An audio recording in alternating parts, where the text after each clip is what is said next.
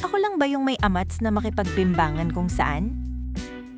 Hello, ako pala si Ella Salvador, 21 years old. Nasa face ako ng buhay ko na I want more. Gusto ko yung mala Versace on the floor. Pagdating sa bimbangan, ayoko na nabubor.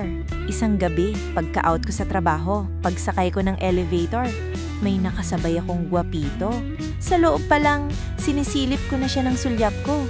Pero ilang sandali lang, putya, biglang nasira ang elevator. Hindi ito kasama sa bucket list ko, ang mamatay dito. Sa tagal namin sa loob ng elevator, kung mamamatay man ako, mas mainam siguro na may sarap pa rin kahit papano, no? Kaya't walang ano-ano, ako na ang sumunggab. Inikot namin ang 4 na sulok ng elevator. Iba palang kumaldag si kuya, talagang hardcore. Napalitan ng ungol ang paghingi namin ng tulong. Ramdam na ramdam ko ang burat niya kapag ako'y nakapatong. Pero isa na namang putya.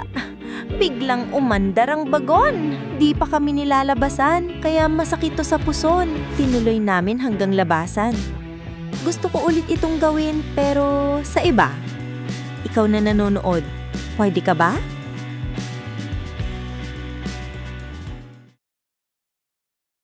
Kumpletuhin ang kwento. Bisitahin ang cinepop.film.